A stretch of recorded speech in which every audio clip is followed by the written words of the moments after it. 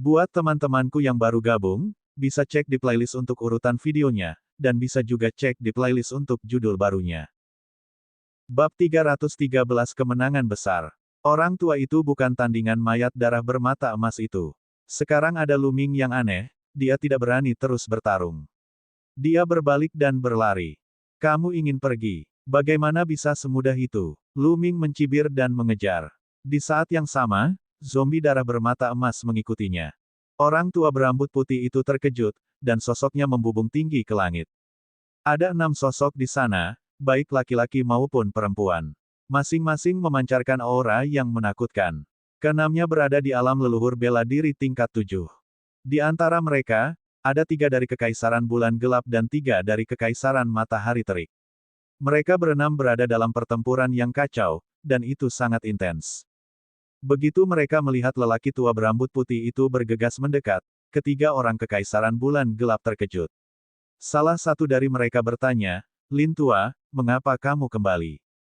Kali ini informasinya salah. Beberapa karakter yang sangat kuat muncul. Aku bukan tandingan mereka. Ayo mundur dengan cepat. Petik 2. Pria tua berambut putih itu berseru. Mundur. Kita berada di ambang kemenangan, dan sekarang kita mundur. Kamu gila. Seorang pria kekar meraung. Bas. Pada saat ini, Lu Ming dan mayat darah bermata emas telah bergegas mendekat. Tetua berambut putih itu sangat ketakutan sehingga dia segera melarikan diri. Dia hanya bocah nakal, apa yang perlu ditakutkan? Aku akan membunuhnya. Pria kekar itu berteriak dengan dingin. Lawannya, yang telah dipukul mundur dengan satu gerakan, memegang pedang besar dan menebas Lu Ming. Ledakan. Saat pancaran pedang menebas, ruangan itu bergetar hebat. Kamu tidak bisa. Pria tua berambut putih itu berteriak ketakutan. Tapi sudah terlambat. Mengaum. Mayat darah bermata emas itu meraung dan menyerang ke depan. Ia mengayunkan cakarnya dan cahaya merah darah muncul, berbenturan dengan cahaya pedang. Suara mendesing. Kemudian, Lu Ming menusukkan tombaknya ke depan. Kilauan tombak, yang berisi kekuatan angin dan api, langsung menembus sinar pedang dan langsung menuju ke arah pria kekar itu. Mata pria kekar itu melebar dan dia tampak sangat ketakutan. Ah! Mundur, mundur, mundur. Pria kekar itu meraung. Dia menggunakan semua ki dan kekuatan fisiknya yang sebenarnya untuk mencoba menghindari tombak. Namun, dia masih terlambat satu langkah. Dia berhasil menghindari pukulan di bagian vitalnya, tapi pancaran tombak masih menembus bahunya. Bahu pria kekar itu langsung meledak, dan salah satu lengannya hilang. Ah! Pria kekar itu menjerit dan batuk darah. Dia terluka parah. Dia mencoba melarikan diri dengan sisa ki aslinya. Membunuh. Lu Ming berteriak. Tombak panjang itu bergetar dan sinar tombak itu menyerang secara horizontal, mengenai tubuh pria kekar itu. Pria kekar itu menjerit ketakutan dan tubuhnya meledak di udara. Lu Ming bergegas dan melahap esensi darahnya. Mundur, cepat mundur. Pria tua berambut putih itu sangat ketakutan. Pria kekar, yang tidak lebih lemah darinya, dibunuh oleh Lu Ming dan mayat darah bermata emas dalam satu gerakan. Dia sangat ketakutan hingga seluruh tubuhnya gemetar. Dia berteriak dan berlari lebih cepat. Ayo pergi. Dua ahli alam leluhur bela diri tingkat 7 Kekaisaran Bulan Kegelapan lainnya juga menjadi pucat karena ketakutan saat mereka melarikan diri dengan panik. Dalam sekejap mata, ketiganya menghilang tanpa jejak. Lu Ming tidak mengejarnya. Alasan kenapa dia bisa membunuh pria kekar itu dengan mudah bukan karena kekuatan tempurnya jauh lebih kuat dari lawannya. Alasan utamanya adalah lawannya terlalu ceroboh. Itu sebabnya dia dibunuh oleh Lu Ming dan mayat darah bermata emas.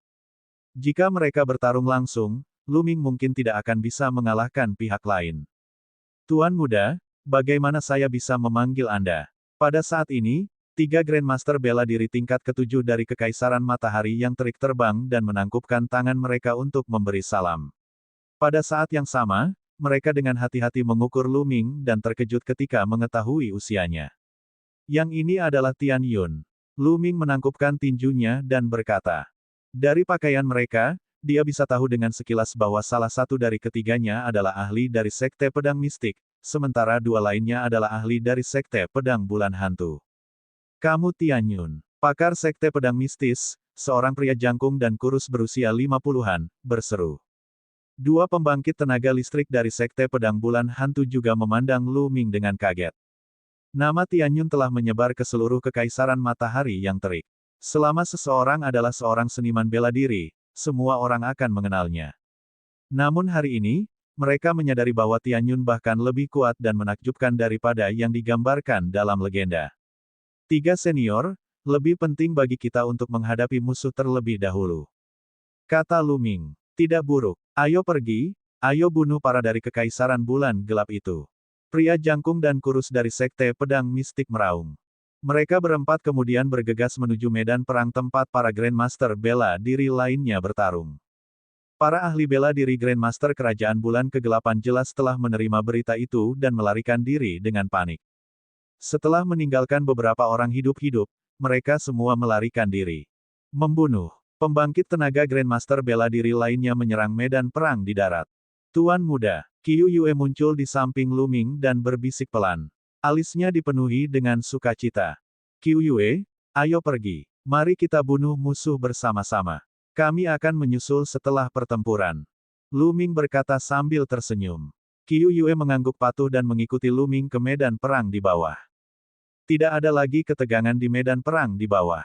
Ketika Lu Ming pergi lebih awal, pasukan Harimau Iblis Bulan Darah berkekuatan 20.000 orang dari Kekaisaran Bulan Gelap telah dikalahkan. Situasinya tidak ada harapan. Setelah itu, pasukan Front Tempur Utara melawan dan menyerang kavaleri serigala bersisik merah darah dari kedua sisi. Tentara Yinyu telah dikalahkan sepenuhnya. Ketika Lu Ming kembali, dia melihat Xian Yanxing memimpin tentara merah darah di garis depan. Mereka mengejar tentara bulan gelap yang kalah. Sepanjang perjalanan, mayat berserakan di mana-mana. Bas, Lu Ming mendarat di atas Raja Serigala yang berlumuran darah, dan Qiu Yue mengikutinya, duduk sedikit di depan Lu Ming. Serigala bersisik merah darah memiliki tubuh besar yang panjangnya lebih dari 6 meter. Masih sangat luas ketika mereka berdua duduk di atasnya. Di sampingnya, Xian Yanxing memperhatikan bahwa Lu Ming telah kembali. Pada saat yang sama, dia melihat Qiu Yue duduk di depan Lu Ming. Wajahnya langsung menjadi gelap, dan kilatan dingin melintas di matanya. Berlari. Para prajurit Kekaisaran Bulan Kegelapan melolong ketakutan dan lari menyelamatkan diri. Namun, tidak peduli seberapa cepat mereka tidak secepat serigala skala merah. Satu demi satu, mereka dibunuh, dan bau darah memenuhi udara. Yi, tiba-tiba, Lu Ming menyadari bahwa mayat darah bermata emas di sebelahnya sedang mengumpulkan cahaya merah darah yang tebal. Ki darah di dunia terus berkumpul menuju mayat darah bermata emas, dan cahaya darah di tubuh mayat darah bermata emas menjadi semakin tebal. Benar, zombie darah suka melahap darah untuk meningkatkan kekuatan mereka. Medan perang adalah surga bagi zombie darah.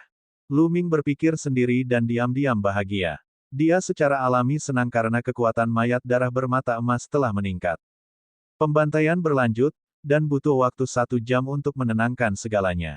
Dalam pertempuran ini, Kekaisaran Bulan Gelap mengalami kekalahan telak, meninggalkan puluhan ribu mayat. Semua ini karena kedatangan kavaleri merah darah yang dipimpin oleh Lu Ming. Kekuatan kavaleri merah darah mulai terlihat. Buk-buk, pasukan kuda militer berlari kencang dan berhenti 100 meter di depan Lu Ming. Itu adalah Angkatan Darat Utara. Itu Jenderal Tianyun. Seorang pria berkulit gelap berusia 40-an berseru. Benar, saya Tianyun. Kata Lu Ming. Saya Huang Chenlong, Wakil Jenderal Tentara Front Pertempuran Utara. Senang bertemu denganmu, Jenderal Tianyun. Pria berkulit gelap itu menangkupkan tinjunya dan berkata. Jadi itu Jenderal Huang. Jenderal Huang, mampirlah untuk ngobrol. Kata Lu Ming. Huang Chenlong mengangguk dan membawa sekelompok orang untuk bertemu dengan Lu Ming. Lu Ming juga bertanya kepada Huang Chenlong tentang masalah ini. Bagaimana tentara Front Pertempuran Utara? Jenderal besar itu dibunuh. Huang Chenlong menghela nafas dan mulai berbicara. Bab 314, Pikiran Xian Yanxing. Ternyata Jenderal Angkatan Darat Utara telah dibunuh oleh para pembunuh Kerajaan Bulan Gelap. Kemudian, tentara Kekaisaran Bulan Kegelapan memanfaatkan kesempatan itu untuk menyerang. Dengan kematian sang jenderal, pasukan Front Pertempuran Utara dilanda kekacauan. Kekaisaran Bulan Gelap mengambil kesempatan untuk masuk ke kota Battlefront Utara dan menderita kerugian besar. Pasukan yang tersisa dari tentara Front Pertempuran Utara bermaksud untuk menerobos pengepungan, tetapi mereka berhasil ditangkap oleh tentara Yinyu, yang menyebabkan pertempuran tadi. Untungnya, Mereka mendapat bantuan dari Sekte Pedang Bulan Hantu dan ahli Sekte Pedang Esensi Mistik selama periode waktu ini. Kalau tidak, mereka pasti sudah dikalahkan sejak lama. Ditambah dengan kedatangan tentara Luming, mereka mampu membalikkan keadaan dan mengalahkan tentara Yinyu. Kota Northgate telah diduduki oleh Kekaisaran Bulan Kegelapan, dan mereka telah mengerahkan pasukan dalam jumlah besar untuk mempertahankannya. Terlalu sulit untuk menyerangnya. Huang Qianlong menghela nafas. Lu Ming menyadari. Jadi inilah yang terjadi. Apa rencanamu selanjutnya? Lu Ming bertanya. Huang Qianlong dan wakil jenderal lainnya saling bertukar pandang dan mengangguk. Mereka kemudian turun dan berlutut di hadapan Lu Ming. Jika Anda tidak keberatan, kami bersedia bergabung dengan Anda dengan sisa tentara Front Pertempuran Utara. Apa yang kalian lakukan para jenderal? Cepat bangun dan bicara. Lu Ming segera pergi membantu Huang Qianlong dan yang lainnya. Jenderal Tianyun, kita dikalahkan dan tidak punya tempat tujuan. Jika Anda tidak menerima kami, saya khawatir cepat atau lambat kami akan dihancurkan oleh Kekaisaran Bulan Gelap. Jenderal, Anda adalah talenta yang tiada taranya. Jika Anda memimpin kami pasti akan membalaskan dendam saudara-saudara kami yang tewas dalam pertempuran. Tolong bawa kami masuk. Huang Qianlong tidak bisa menerimanya. Baiklah, aku setuju. Lu Ming merenung sejenak dan mengangguk setuju. Terima kasih, Jenderal Tianyun. Huang Qianlong dan yang lainnya sangat gembira.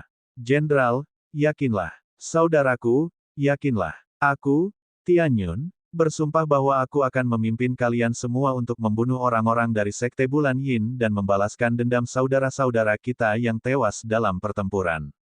Lu Ming berteriak. Suaranya menyebar jauh dan setiap prajurit Angkatan Darat Front Pertempuran Utara mendengarnya. Jenderal Tianyun perkasa. Jenderal Tianyun tidak terkalahkan. Seketika, kerumunan itu bersorak-sorai. Dia baru berhenti setelah beberapa saat. Lu Ming kemudian memerintahkan Huang Qianlong untuk menghitung sisa anggota tentara Front Pertempuran Utara. Huang Qianlong menerima perintah itu dan pergi. Pada saat ini, seberkas cahaya melintas di langit, dan sesosok tubuh muncul. Itu adalah pria jangkung dan kurus dari Sekte Pedang Mistik. Qiu Yue, pertarungan di sini telah berakhir. Kembalilah ke Sekte Pedang Bulan Hantu bersamaku dulu. Kata pria jangkung dan kurus. Paman bela diri, kamu bisa kembali dulu. Saya berencana untuk tinggal di kamp militer untuk mendapatkan pengalaman. Kata Qiu Yue. Tetap di kamp militer. Kamu tidak bisa. Ekspresi pria jangkung dan kurus itu berubah drastis. Garis keturunan kedua Qiu Yue adalah garis keturunan raja tingkat kelima yang menakutkan. Ini terlalu mengejutkan. Dia jauh lebih kuat dari Duan Mulin dan pencapaiannya di masa depan tidak terbayangkan. Hanya beberapa petinggi di Sekte Pedang Mistik yang mengetahui bahwa Qiu Yue terdaftar sebagai target pelatihan utama. Sekarang Qiu Yue akan tinggal di kamp militer untuk mendapatkan pengalaman. Dia tidak akan bisa menjelaskan kepada guru Qiu Yue dan petinggi lainnya jika terjadi sesuatu. Jangan khawatir, Paman Tuan, saya akan berhati-hati. Kata Qiu Yue. Senior, jika Nona Qiu Yue tetap berada di kamp, saya akan melakukan yang terbaik untuk memastikan keselamatannya. Aku tidak akan membiarkan sehelai rambut pun di kepalanya dirugikan. Lu Ming menangkupkan tinjunya dan berkata. Pria jangkung dan kurus itu tiba-tiba bergumam pada dirinya sendiri, pikirannya menjadi liar. Bagaimana Qiu Yue dan Tianyun bisa saling mengenal? Mungkinkah cinta pada pandangan pertama untuk seorang pahlawan dan wanita cantik? Itu sangat mungkin. Dengan bakat Qiu Yue, hanya seorang jenius seperti Tianyun yang layak untuknya. Baiklah, biarkan dia tinggal di sini dulu. Saya akan kembali dan melapor kepada kakak laki-laki saya dan pemimpin sekte dan membiarkan mereka memutuskan. Memikirkan hal ini, pria jangkung dan kurus membungkuk sedikit dan berkata, kalau begitu, saya harus merepotkan Tuan Muda Tianyun. Senior, jangan khawatir. Lu Ming mengangguk. Pria jangkung kurus kemudian berubah menjadi seberkas cahaya dan menghilang. Jenderal Tianyun yang hebat, Anda benar-benar ramah tamah. Anda memimpin pasukan berperang, dan Anda masih ingat untuk menculik sedikit wanita cantik. Di malam hari terlalu dingin, jadi kamu ingin menggunakannya untuk menghangatkan tempat tidur. Pada saat ini, suara samar terdengar. Xian Yanxing menunggangi Wolf King yang berlumuran darah. Dia menatap Qiu Yue dengan hati-hati, dan pandangan gelap muncul di kedalaman matanya. Uhuk-uhuk, King kecil, Omong kosong apa yang kamu ucapkan. Lu Ming terbatuk beberapa kali, lalu dia mendekati Xian Yanxing dan berkata, ada apa? Kamu terdengar sangat cemburu, jangan bilang padaku. Cemburu, apa yang kamu bicarakan? Cek, bagaimana aku bisa iri padamu? Bermimpilah. Jantung Xian Yanxing berdetak kencang dan dia dengan cepat menyangkal. Namun, jantungnya berdetak lebih kencang.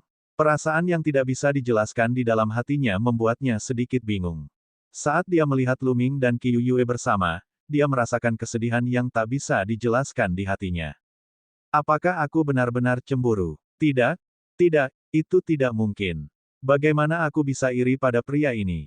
Aku hanya ingin menginjaknya. Ya, pasti itu. Saya harus bekerja keras untuk berkultivasi dan menginjaknya secepat mungkin. Pikiran Xian Yanxing berputar-putar, tapi dia menatap tajam ke arah Lu Ming dan mengertakkan gigi. Rambut Lu Ming berdiri tegak karena tatapannya. Apakah wanita ini sakit? Di samping, pandangan Qiu Yue beralih antara Lu Ming dan Xian Yanxing.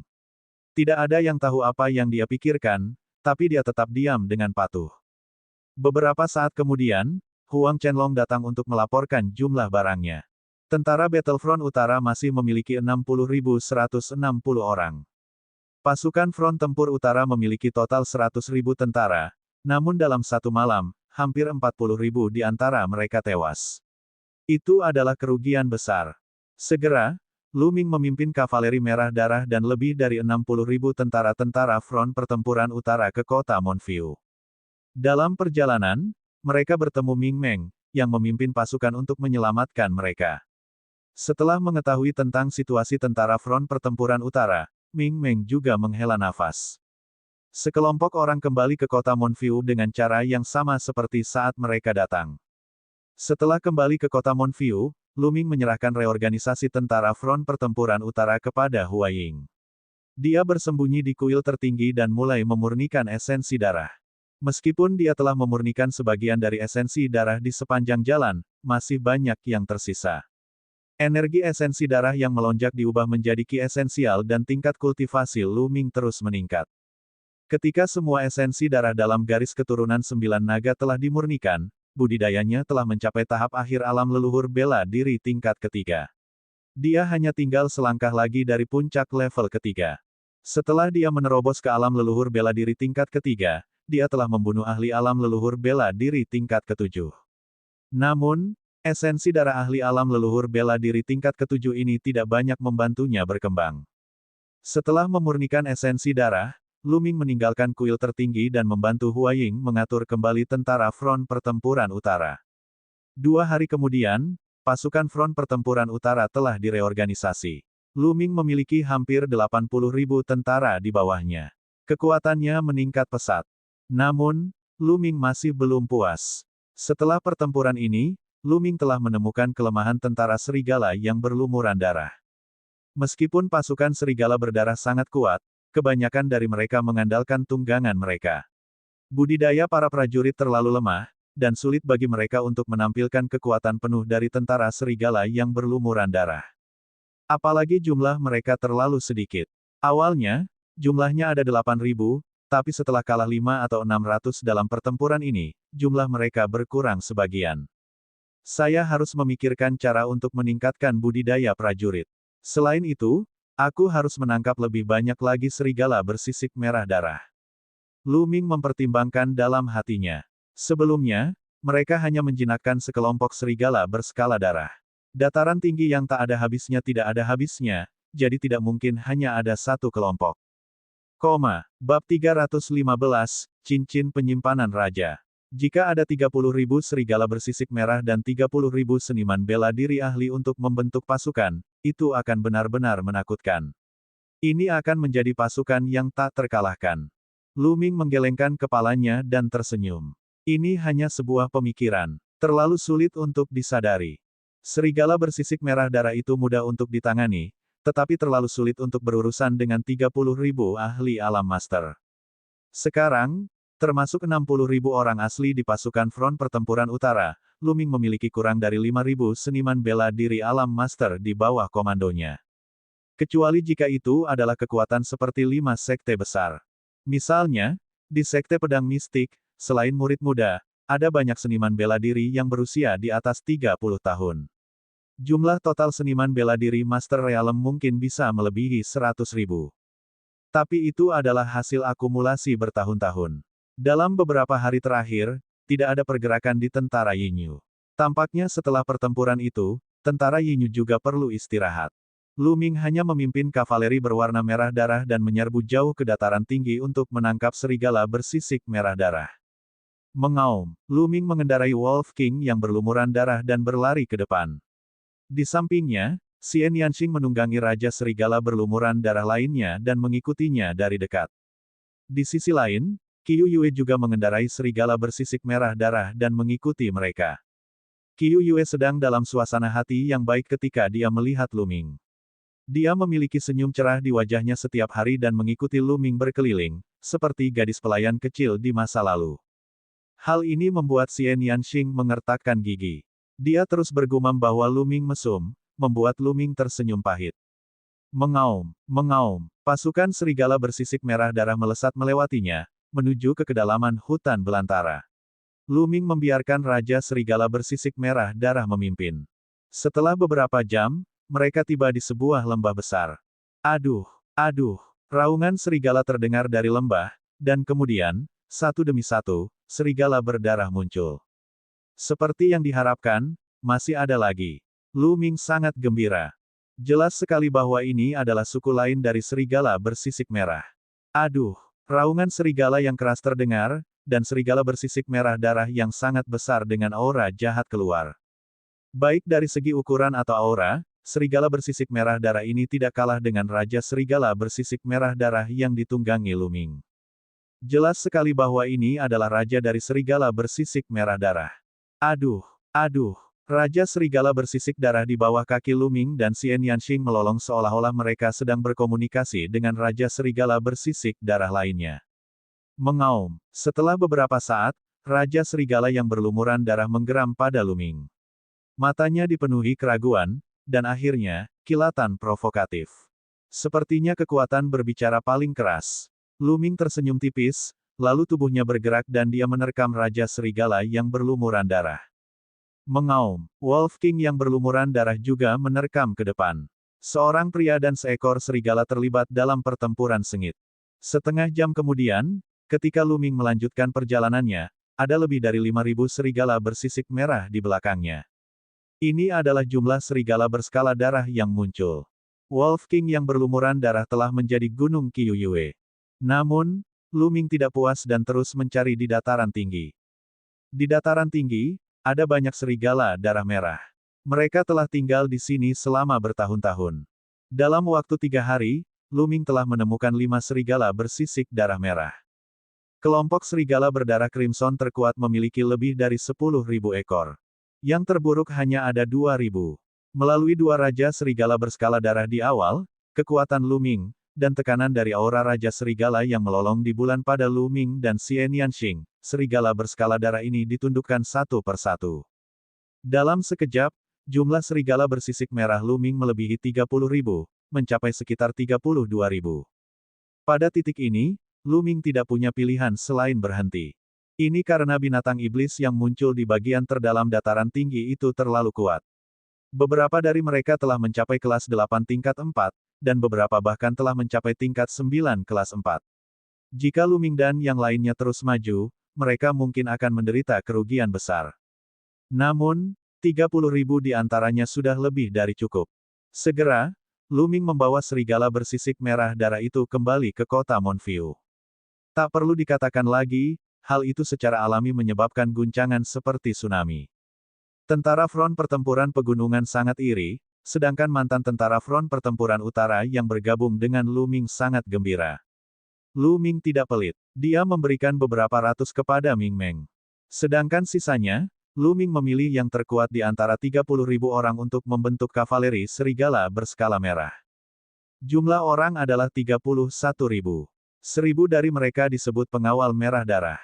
Mereka memiliki budidaya terkuat dan paling elit. Mereka adalah pengawal Lu Ming. 30.000 orang lainnya membentuk pasukan besar. Lu Ming untuk sementara menyerahkan manajemen dan pelatihan kepada Hua Ying. Gunung Huaying juga telah berubah menjadi Raja Serigala Merah, yang membuatnya lebih mudah untuk dikelola. Lu Ming senang dan santai. Selain sesekali berdebat dengan Qiu Yue, dia menghabiskan sebagian besar waktunya untuk berkultivasi. Lu Ming duduk bersila di kuil tertinggi. Dia baru saja menyempurnakan beberapa ratus ramuan spiritual dan mengolah 10.000 tubuh tempur spiritual untuk meningkatkan kekuatan fisiknya. Saat ini, dia berhenti berkultivasi. Langkah menapaki surga 9 naga sangat sulit untuk dikembangkan. Sudah berhari-hari berlalu, tapi saya masih belum menyelesaikan langkah pertama. Namun, aku merasa mendapat pencerahan akhir-akhir ini. Selama saya terus memahaminya, cepat atau lambat saya akan dapat mengolahnya. Masih ada telapak tangan ketiga dari 3 telapak tangan Dao, telapak tangan jalur surga. Aku juga tidak tahu. Jika saya bisa mengolahnya, itu pasti akan menjadi kartu truf saya. Lu Ming merenung. Sekarang, mengembangkan teknik naga perang yang sebenarnya dan memahami kekuatan adalah hal yang harus dia lakukan setiap hari. Hal lain yang harus dia lakukan adalah mengembangkan segala macam teknik seni bela diri. Lu Ming merasa dia tidak punya cukup waktu setiap hari. Memikirkan hal ini, tangan Lu Ming bergerak dan sebuah cincin penyimpanan muncul.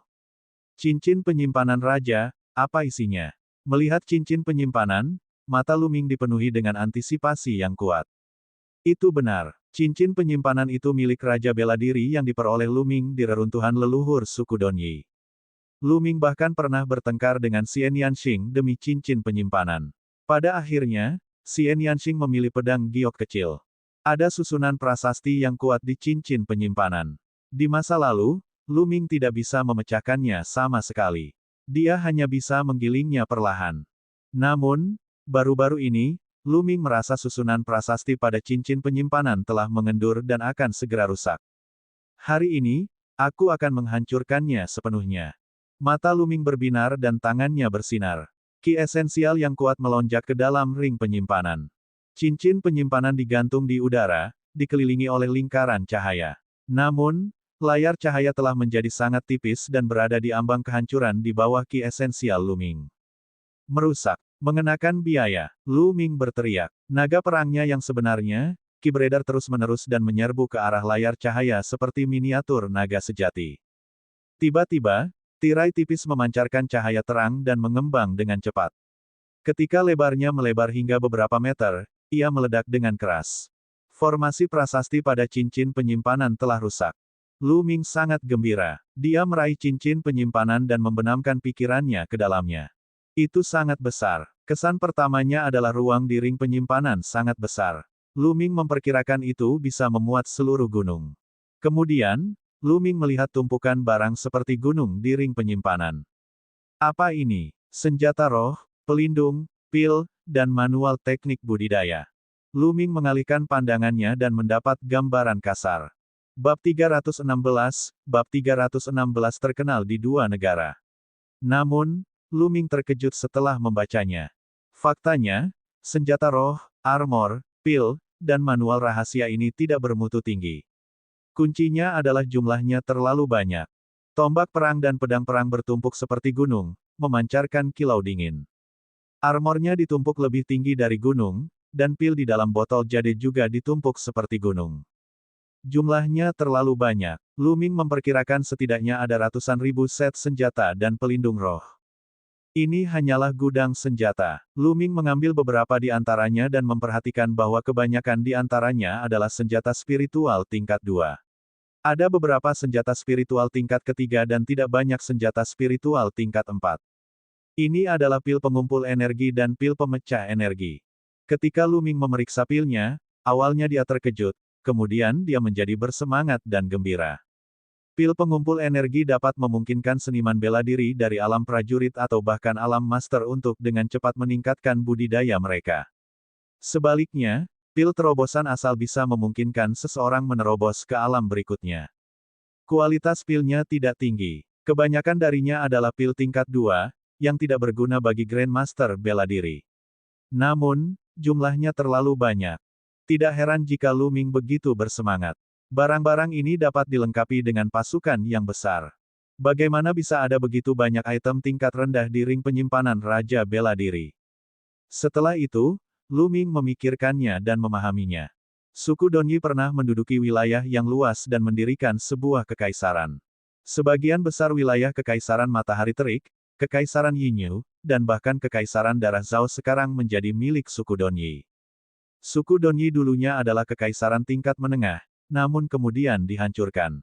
Cincin penyimpanan leluhur Donyi dipenuhi dengan begitu banyak senjata spiritual dan ramuan tingkat rendah. Dia pasti ingin membangun pasukan di masa depan dan membangun kembali Kekaisaran Donyi. Namun, hal itu mati sebelum dapat direalisasikan. Sekarang, Lu Ming telah memperoleh semua manfaatnya. Hahaha, aku sudah benar-benar kehabisan sepatu besiku untuk mencarinya, dan sekarang aku menemukannya tanpa usaha apapun. Bagus, sangat bagus. Jika kavaleri serigala berdarah dan prajurit lainnya dilengkapi, kekuatan mereka pasti akan meningkat pesat. Lu Ming sangat gembira. Memikirkan hal ini, Lu Ming meninggalkan kuil tertinggi dan mengumpulkan wakil jenderal, dan lusinan orang lainnya. Ketika Lu Ming menggunakan beberapa cincin penyimpanan kosong untuk menyimpan senjata roh, baju besi, dan pil secara terpisah dan menunjukkannya kepada wakil jenderal dan wakil jenderal, semuanya membatu. Semuanya melebarkan mata dan mulutnya. Mereka memandang Lu Ming dengan tidak percaya dan kaget, tidak bergerak sedikit pun. Baru beberapa saat kemudian mereka akhirnya bereaksi, dan tubuh mereka gemetar karena kegembiraan. Jenderal, ini semua milikmu. Huaying menelan ludahnya. Tentu saja. Kalau tidak, menurutmu apakah aku merampoknya? Baiklah, senjata dan pelindung roh ini, berikan masing-masing satu set. Bagikan pil ini untuk meningkatkan kekuatannya. Perhatikan, 30.000 kavaleri serigala bersisik darah merah harus fokus pada hal ini. Saya ingin mereka menerobos ke ranah master bela diri sesegera mungkin. Lu Ming menginstruksikan. Tujuannya adalah membuat 30.000 kavaleri serigala bersisik darah merah semuanya mencapai ranah master bela diri. Hanya dengan begitu mereka dapat menampilkan kekuatan sebenarnya dari kavaleri serigala berskala darah. Tentu saja, dia hanya memberikan 80.000 set senjata roh dan armor, dan dia menyimpan sisanya untuk saat ini. Adapun manual rahasianya, itu adalah beberapa teknik seni bela diri tingkat rendah dan formasi pertempuran. Mereka cocok untuk membunuh di medan perang dan tidak akan berguna dalam jangka pendek. Lu Ming tidak memberikannya begitu saja. Huaying dan yang lainnya keluar dengan gembira. Tidak lama kemudian, ketika pasukan Lu Ming dilengkapi dengan peralatan baru, semua orang di tentara penekan gunung terkejut. Itu terlalu mengejutkan. Semua senjata Lu Ming adalah senjata dan pelindung spiritual tingkat 2. LV2 sama dengan master bela diri.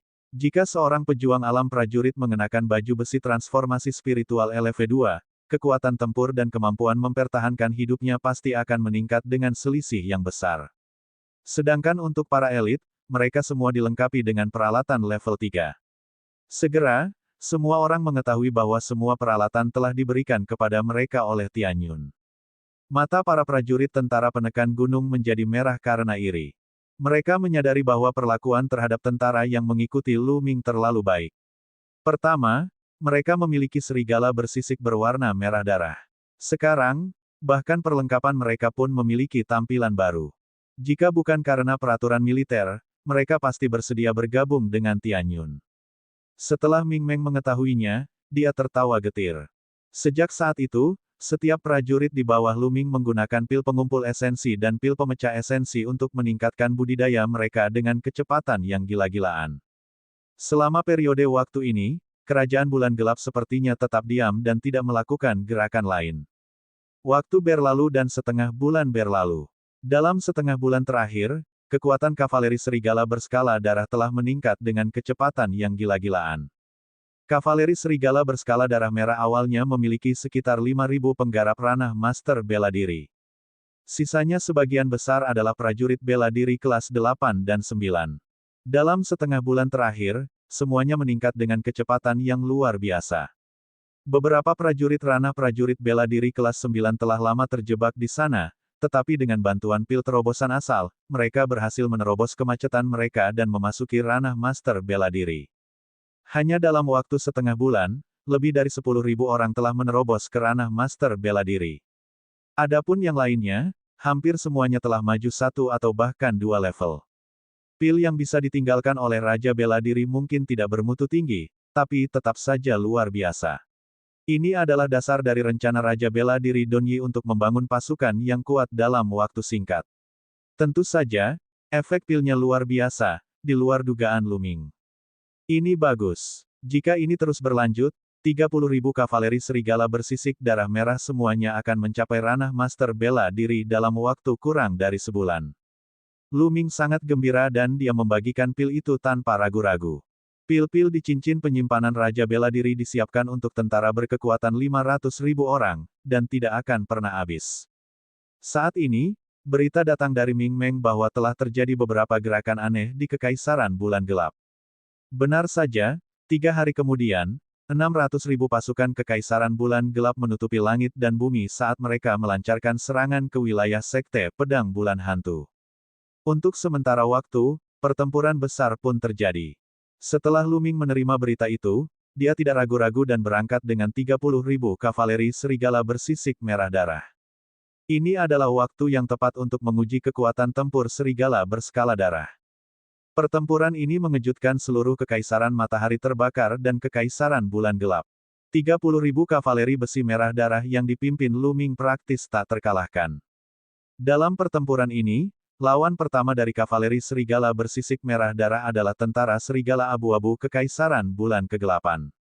50.000 tentara serigala abu-abu sama sekali tidak berdaya melawan serangan kavaleri merah darah.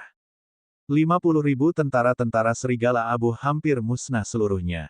Dengan cara ini, 70.000 tentara serigala abu Kekaisaran Bulan Gelap telah dihancurkan oleh Lu Ming.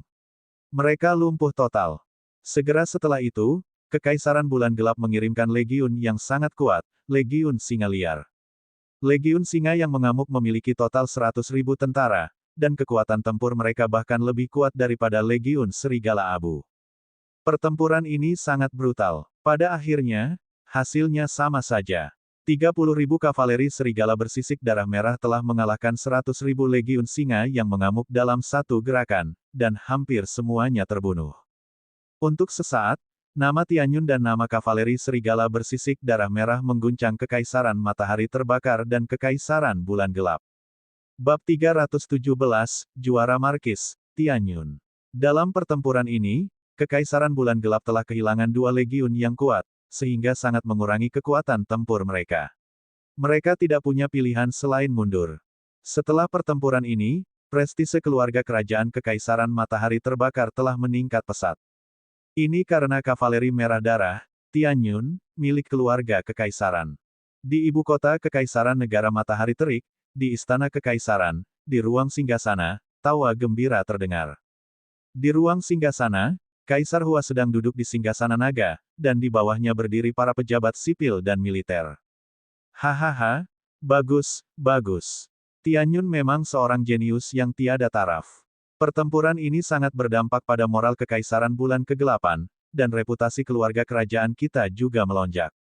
Kami telah mendapatkan kembali popularitas kami di hati masyarakat umum. Hua Zhengxing tertawa, matanya bersinar karena kegembiraan. Selamat, Yang Mulia, karena telah menemukan orang jenius. Saya sudah lupa peremajaan keluarga kerajaan.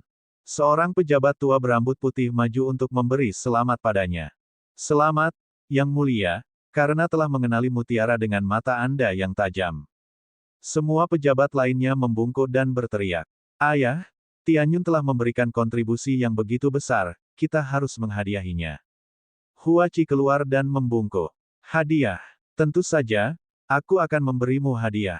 Bagaimana dengan ini? Sampaikan pesananku, aku akan menganugerahkan Tianyun gelar juara markis. Dia akan menjadi juara dari 3 pasukan, dan dia akan mampu membentuk tentara manapun yang dia inginkan dan merekrut talenta.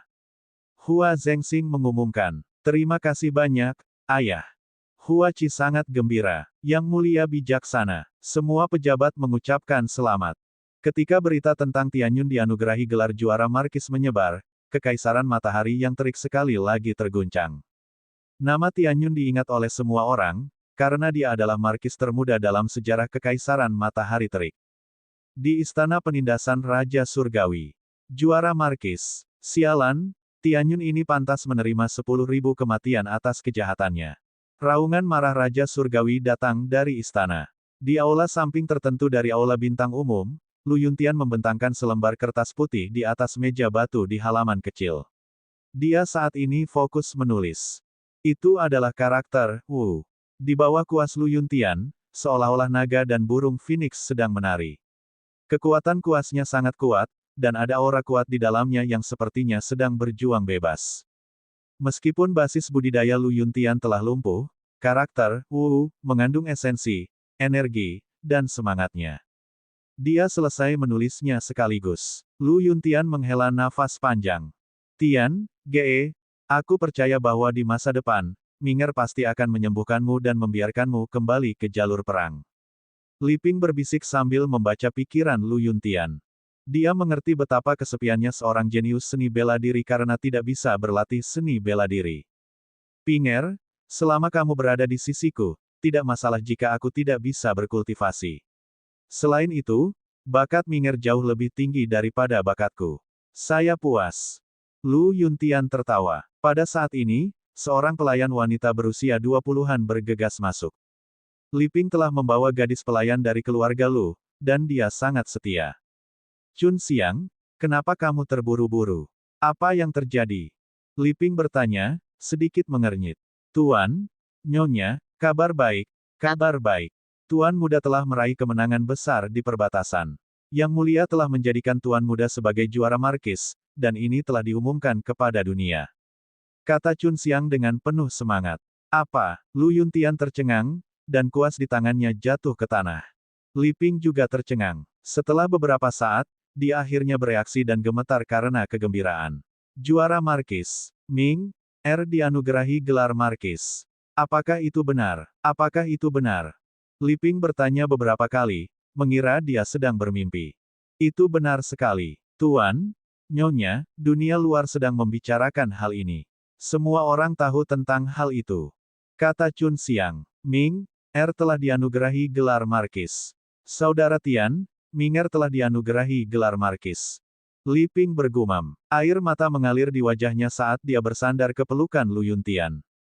Dia terlalu bersemangat. Untuk apa kamu menangis? Ini adalah sesuatu yang bagus. Kenapa kamu menangis? Lu Yuntian berpura-pura tenang sambil memeluk Li Ping. Namun, suaranya yang sedikit bergetar tidak bisa menyembunyikan kegembiraannya. 2 hari kemudian, berita itu sampai ke kota Monfiu. Juara markis, juara markis. Raungan yang menggugah hati orang-orang bergema di balik awan. Di Great Northern Plains, puluhan ribu mil jauhnya dari kota Monfiu. Ada hamparan tenda militer yang tak ada habisnya di sini, dan orang tidak dapat melihat ujungnya secara sekilas. Ini adalah kamp militer terbesar di bagian selatan Kekaisaran Bulan Gelap, dan menguasai sebagian besar wilayah selatan Kekaisaran Bulan Gelap. Pangeran penakluk selatan Kekaisaran Bulan Yin, Yin Tianjue, ditempatkan di sini. Dia juga bertanggung jawab penuh atas serangan terhadap Kekaisaran Matahari Terik. Saat ini, di tenda Yin Tianjue, ada lebih dari 10 orang yang duduk. Yin Tianjue duduk di posisi tertinggi, memandangi sosok berjubah hitam di tengah tenda. Yin Tianjue, mengapa Kekaisaran Bulan Gelapmu mundur? Rencana kita telah kacau balau. Pria berjubah hitam itu hanya memperlihatkan sepasang matanya saat dia dengan muram menatap Yin Tianjue. Mengapa mundur? Omong kosong, tahukah Anda berapa banyak kerugian yang kita alami? Seluruh legiun singa liar telah dihancurkan, dan legiun serigala abu hampir selesai. Ada juga legiun harimau iblis bulan darah dan seterusnya. Tahukah Anda berapa biaya untuk memelihara legiun ini? Tahukah kamu? Yin Tianjue memukul meja dengan keras, hampir berteriak. Pria berjubah hitam itu terdiam beberapa saat. Kali ini, kesalahan kami karena tidak bisa memprediksi situasi. Kami tidak pernah menyangka Tianyun begitu sulit untuk dihadapi. Hehe, kamu ingin melalaikan tanggung jawab hanya karena kamu tidak menduganya. Kamu berharap. Yin Tianjue mencibir. Sebelum saya datang, saya sudah menerima perintah bahwa kerugian negara Anda akan dikompensasi oleh pihak kami. Namun, rencana tersebut harus dilanjutkan, jika tidak, kerugian ini akan sia-sia. Selama kami berhasil, manfaat yang kami janjikan kepada Anda tidak akan berkurang. Kata pria berjubah hitam itu. Melanjutkan, kamu membuatnya terdengar begitu mudah, Tapi siapa yang bertanggung jawab atas kavaleri Tianyun yang berwarna merah darah? Kami tidak boleh kehilangan ini. Yin Tianjue mencibir. Kavaleri berwarna merah darah tidak menakutkan. Yang menakutkan adalah Tianyun. Selama Tianyun mati, kavaleri merah darah akan hancur berantakan. Pada saat itu, mereka dapat dihancurkan dengan satu jentikan tangan. Kata pria berjubah hitam itu. Oh, apa rencanamu? Yin Tianjue bertanya. Bunuh Tianyun? Kata pria berjubah hitam sambil tersenyum dingin. Pembunuhan. Tianyun bersembunyi di antara 30.000 kavaleri merah darah, dan dia memiliki ahli yang sangat kuat yang mengikutinya setiap saat. Bagaimana bisa begitu mudah untuk membunuhnya? Kata Yin Tianjue. Maka kita akan menunggu. Saya tidak percaya Tianyun akan bersembunyi di kamp militer selamanya. Negara Anda terkenal dengan pembunuhannya, dan saya yakin Anda lebih ahli daripada saya dalam hal ini. Kali ini, kami juga akan mengirimkan pembunuh terbaik kami untuk bekerja sama dengan negara Anda untuk membunuh Tianyun. Suara pria berjubah hitam itu dipenuhi dengan niat membunuh. Sangat baik, kami juga akan mengirimkan pembunuh terkuat kami. Kita harus membunuh Tianyun dalam satu gerakan. Juga, saya perlu meminta bala bantuan dari Yang Mulia. Saya khawatir akan sangat sulit bagi kami untuk melancarkan serangan besar-besaran dalam jangka pendek. Kata Yin Tianjue. Tidak apa-apa. Kami masih bisa menunggu 1 atau 2 bulan lagi. Sudah diputuskan kalau begitu. Setelah orang-orang Sekte Hitam selesai berbicara, sosok mereka bergerak dan menghilang. Yin Tianjue bergumam pada dirinya sendiri sejenak sebelum memberikan perintah, panggil Yuan dan Ke Duo untuk menemuiku. Ya, jawab seseorang lalu menghilang. Bab 318 Angin naik dan awan bergelombang. 3.000 mil di barat laut kota Monfiu, terdapat lembah yang tenang. Sosok Luming muncul di luar lembah. Kemudian, Luming bergerak dan menuju ke lembah. Luming berhenti setelah sekitar 1.000 meter. Di depannya, ada cahaya darah dan kepompong darah besar mengambang di sana. Mayat darah bermata emas akan berevolusi. Luming bergumam. Benar sekali, kepompong darah yang tingginya 5-6 meter di depannya adalah zombie darah bermata emas. Sebelumnya, Luming telah memimpin zombie darah bermata emas dan kavaleri merah darah untuk membunuh lebih dari 100.000 tentara-tentara Yinyu. Zombie darah bermata emas telah menyerap terlalu banyak ki darah dan mulai berevolusi di tengah perjalanan kembali ke kota Monfiu. Mereka hanya dapat menemukan tempat yang tenang dan membiarkannya berkembang. Setelah Luming kembali ke kota Monfiu dan menyelesaikan masalahnya, dia bergegas untuk melihat situasinya. Saya tidak tahu berapa lama waktu yang dibutuhkan mayat darah bermata emas untuk berevolusi. Tampaknya situasi saat ini sudah stabil. Saya akan kembali ke kota Monfiu dulu dan kembali lagi untuk memeriksanya nanti. Memikirkan hal ini, Luming berubah menjadi seberkas cahaya dan menghilang ke langit. Tidak lama kemudian, mereka kembali ke kota Monfiu. Salam, Juara Markis. Salam, Juara Markis. Segera setelah Luming kembali ke kota pemandangan bulan, para pejabat kota dan jenderal tentara Zhen Yue memberi hormat kepadanya dengan hormat. Luming mengangguk sebagai tanggapan terhadap mereka semua. Segera, dia kembali ke kamp tentara merah darah. Semuanya normal. Hua Ying memang ahli dalam memimpin pasukan. Di bawah manajemennya, kavaleri merah darah dan prajurit lainnya berlatih keras. Mengenai hal ini, Luming sangat yakin. Luming duduk bersila di kuil tertinggi. Sebuah tablet batu besar melayang di atas kepalanya. Satu-satunya perbedaan adalah ada 4 cincin cakra perak yang bersinar di sekitar tablet batu. Itu benar, meridian darah kedua Luming telah maju. Luming merasa 9 garis keturunan naga miliknya telah lama mencapai batas level 9 biasa, tetapi sulit untuk maju. Tidak peduli berapa banyak esensi darah yang dimurnikannya, itu tetap berada di level 9 biasa. Oleh karena itu, Luming memutuskan untuk menggunakan esensi darah yang dia konsumsi untuk meningkatkan meridian darah keduanya. Dia telah melahap terlalu banyak esensi darah dalam pertempuran itu, yang telah berhasil meningkatkan garis keturunan keduanya sebanyak 1 tingkat. Budidayanya juga telah mencapai puncak alam leluhur bela diri tingkat ketiga. Saya tidak tahu kapan 9 garis keturunan naga saya akan naik ke kelas raja. Lupakan saja, aku tidak akan memikirkannya lagi. Ketika saatnya tiba, hal itu akan terjadi secara alami. Saat ini, langkah menghentakkan surga 9 naga adalah hal yang paling penting. Lu Ming merenung dalam hatinya. Setelah periode kultivasi dan pertempuran berturut-turut, Lu Ming akhirnya mencapai beberapa kemajuan dengan langkah 9 naga yang menapaki surga. Lu Ming mengeluarkan panduan langkah menghentak surga 9 naga dan membacanya dengan cermat. Kemudian, dia menutup matanya dan mencoba memahaminya. 1 jam kemudian, Lu Ming tiba-tiba berdiri dan dengan santai melangkah ke samping. Bas! Pada saat ini, tubuh Lu Ming sepertinya beresonansi dengan langit dan bumi. Tubuhnya mengeluarkan fluktuasi yang tidak dapat dijelaskan, yang sangat misterius. Tekanan yang sangat kuat. Pada saat ini, Lu Ming merasakan tekanan mengerikan di dunia yang menimpa tubuhnya. Dia merasa tubuhnya seperti akan meledak karena tekanan. Berdebar. Akhirnya, Lu Ming menginjak tanah. Pada saat ini, seluruh kuil tertinggi tampak bergetar hebat. Tanah bergemuruh dan hampir meledak. Setelah mengambil 1 langkah, Lu Ming menghela nafas lega. Fluktuasi misterius di tubuhnya menghilang, dan tekanan pada dirinya menghilang tanpa jejak. Sungguh tekanan yang kuat. Tidak heran 9 matahari tertinggi memperingatkan saya bahwa saya harus menerobos ke alam leluhur bela diri dan mencapai alam tubuh fisik tingkat keempat sebelum saya dapat mempraktikkan langkah menapaki surga 9 naga. Jika kultivasi dan tubuh fisik saya tidak memenuhi persyaratan, saya khawatir saya akan tertimpa tekanan. Lu Ming menghela nafas. Namun, ada ekspresi kegembiraan di matanya. Saya belum menyelesaikan langkah pertama, tapi kekuatannya sudah sangat mengejutkan. Kuil tertinggi tidak bisa dihancurkan, namun masih bergetar. Jika saya melangkah ke tanah, saya khawatir bumi akan meledak. Lu Ming sangat puas dengan kekuatan langkah menghentak surga 9 naga. Seperti yang diharapkan dari teknik seni bela diri tingkat dewa, itu tidak terkalahkan.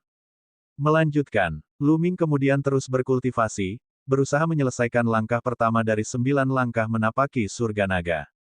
Waktu berlalu, dan 1 bulan lagi berlalu. Dalam waktu 1 bulan, kavaleri darah merah telah meningkat dengan kecepatan yang mencengangkan. Di bawah pasokan pil yang konstan, sisa 30.000 kavaleri serigala bersisik merah darah semuanya menerobos ke ranah master bela diri, menyebabkan kekuatan kavaleri merah darah meningkat dengan cepat. Tentu saja konsumsinya juga mengerikan. 30.000 orang telah mengonsumsi pil yang awalnya disiapkan untuk 100.000 orang, itulah sebabnya budidaya mereka meningkat begitu cepat. Selain 30.000 kavaleri merah darah, budidaya prajurit lainnya juga meningkat. Yang tercepat telah naik 3 tingkat, dan yang terburuk telah naik 1 tingkat. Kekuatan keseluruhan pasukan Lu Ming yang berjumlah 80.000 orang telah meningkat pesat. Di bulan ini, dunia luar juga tidak damai. Bisa dikatakan angin bertiup dan awan bergelombang. Ada 2 orang yang paling menarik perhatian. Salah satunya adalah Duan Mulin.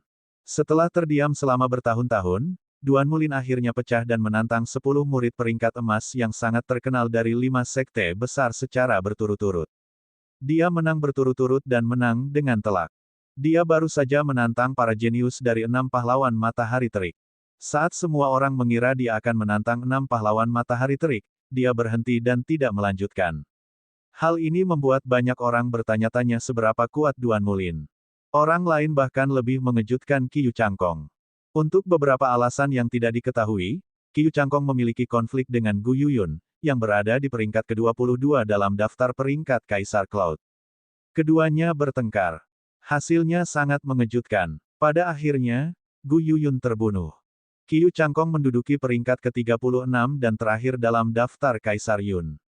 Namun, dia telah membunuh Gu Yuyun, yang berada di peringkat ke-22, dalam satu pertempuran. Ini bukan lagi kejutan bagi Kekaisaran Matahari Terbakar, tetapi bagi seluruh 36 kerajaan Kaisar Yun. Kekuatan Qiu Changkong telah melampaui ekspektasi semua orang. Ada 8 kerajaan menengah di 36 kerajaan Kaisar Yun. Dari 36 orang jenius dalam daftar, 32 diantaranya berasal dari 8 kerajaan menengah, dan hanya 4 yang berasal dari kerajaan tingkat rendah. Fakta bahwa Qiu Changkong dapat terdaftar di papan Cloud Emperor sudah merupakan hal yang sangat mengejutkan. Hal ini menyebabkan kehebohan yang lebih besar. Kedua berita ini secara alami sampai ke telinga Lu Ming. Namun, setelah mendengarnya, dia hanya tersenyum tipis dan terus berkultivasi. Ada pergerakan dari mata emas. Suatu hari, Luming sedang berkultivasi ketika dia tiba-tiba merasa bahwa token penekan iblis itu agak tidak biasa. Itu memancarkan cahaya redup.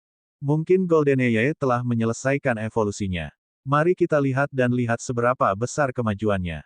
Mata Luming dipenuhi dengan antisipasi. Mayat darah bermata emas sudah setara dengan puncak alam leluhur bela diri tingkat 7. Jika berevolusi lebih jauh, itu pasti akan menjadi lebih kuat dan akan sangat membantu Luming.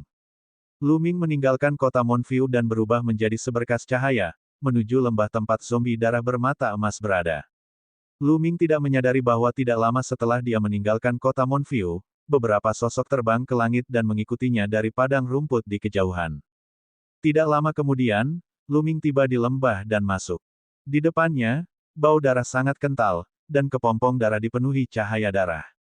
Saat Luming melangkah ke lembah, lampu merah darah di depannya tiba-tiba menyusut. Kaca. Kemudian, kepompong darah terbuka, dan sesosok tubuh tinggi keluar. Bab 319 Pembunuhan, krisis yang belum pernah terjadi sebelumnya. Sosok ini adalah mayat darah bermata emas. Satu-satunya perbedaan adalah ada beberapa perubahan pada pupil emasnya. Kini warnanya bahkan lebih keemasan, seolah-olah ada dua keping emas yang tertanam di dalamnya.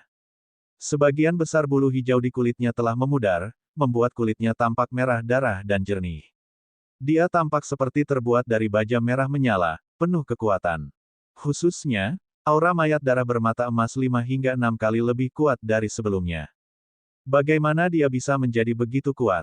Aura ini tidak hanya berada di alam leluhur bela diri tingkat 8. Mungkinkah mayat darah bermata emas telah mencapai level 9? Pikiran Luming berputar dan matanya dipenuhi dengan keterkejutan.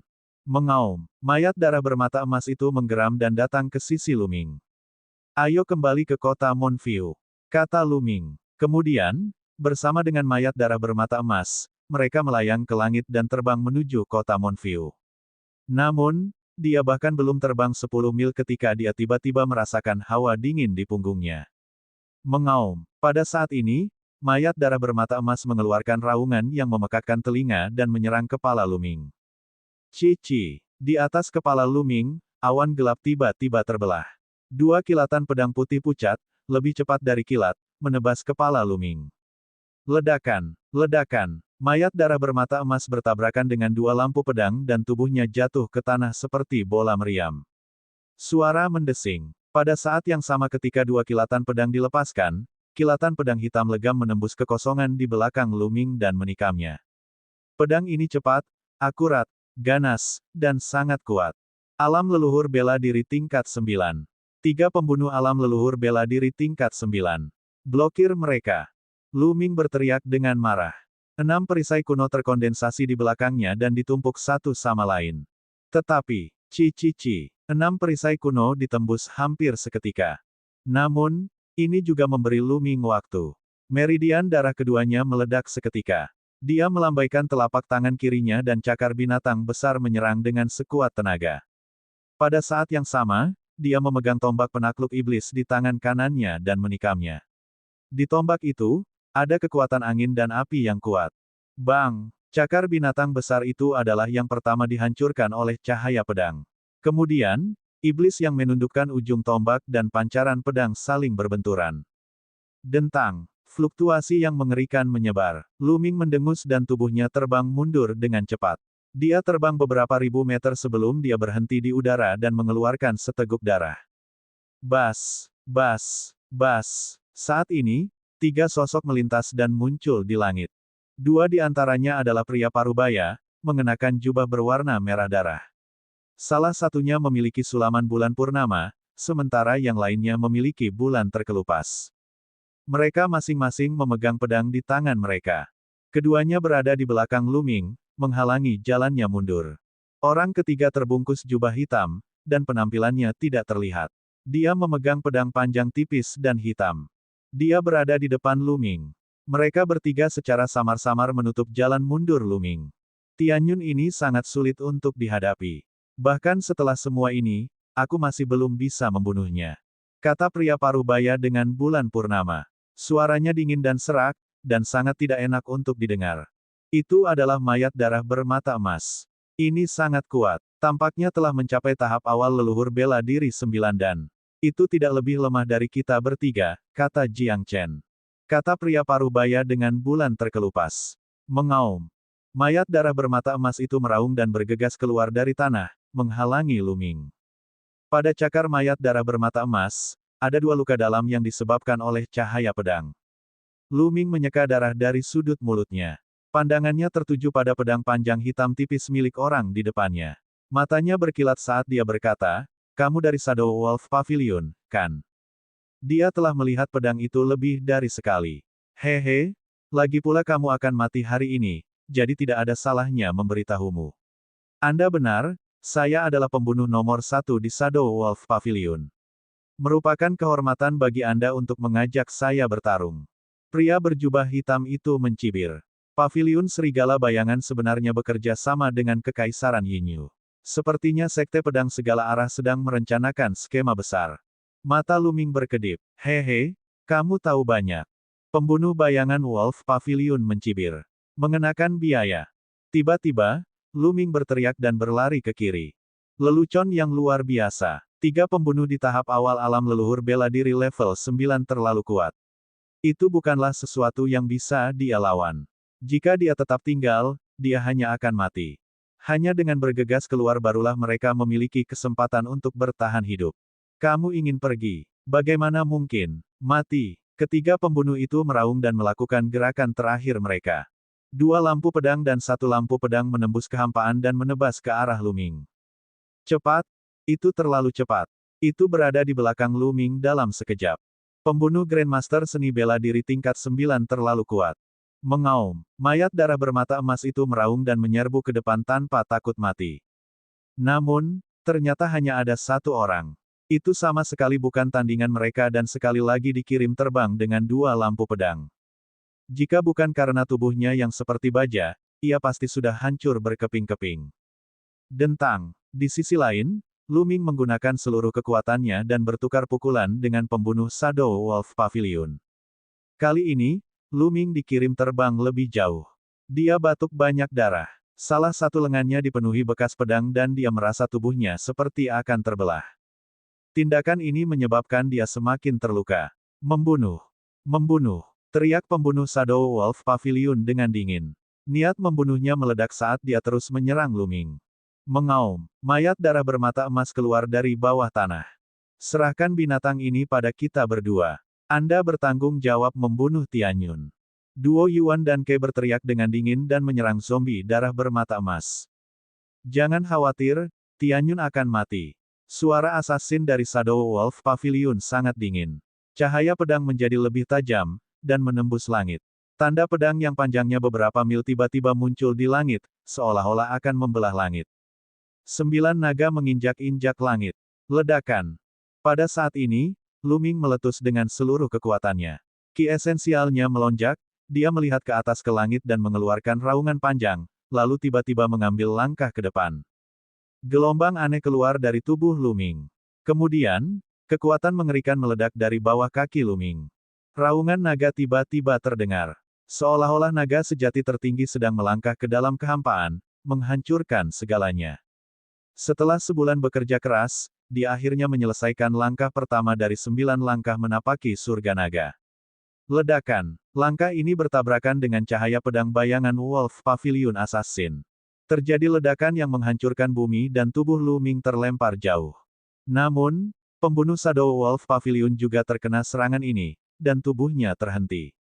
Bagaimana mungkin? Pembunuh dari bayangan Wolf Pavilion berteriak histeris.